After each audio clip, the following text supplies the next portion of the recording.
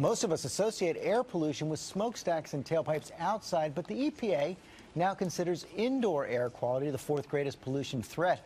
And ABC's Elizabeth Leamy is here to tell us what that means, what we can do about it. And, you know, it matters so much, especially now, because we spend, what, 90% of our time inside. We sure do. And we found you a way to show you something that is invisible. You can smell the chemicals in your home sometimes, but you can't see them. They're there, though, thousands of them. And we wanted to know which ones, how much, and what they're doing to our bodies.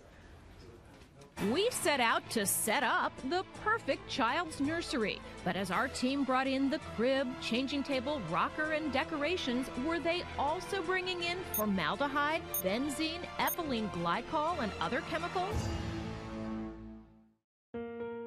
It's a daunting thought for expectant moms like Mandy Joyner.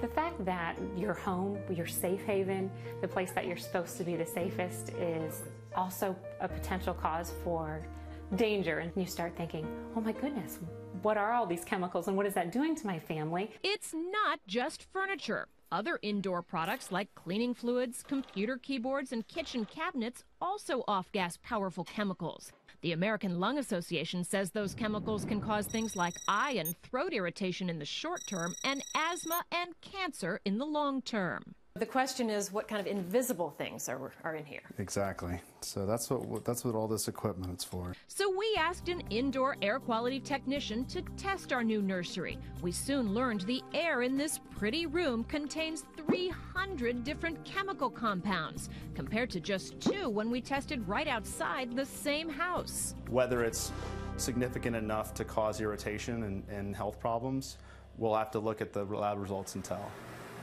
Next up, the lab at GreenGuard, part of Underwriters Laboratories. GreenGuard tests furnishings for chemicals and then gives its seal of approval to those with the lowest emissions. Through the years of research, we've determined that not only is the air quality more hazardous inside than it is outside, but the source of those many pollutants are coming from the very materials that we use on an everyday basis. That's why years ago, GreenGuard pioneered a way to actually measure the chemicals coming off of a product by isolating it in a giant chamber. The interior of the test chamber is made entirely of stainless steel and glass, 2 materials that don't off-gas. That way the results are a reflection only of whatever is placed inside. It's time for lab workers to load our nursery furniture into the chamber, where it'll sit for 7 days.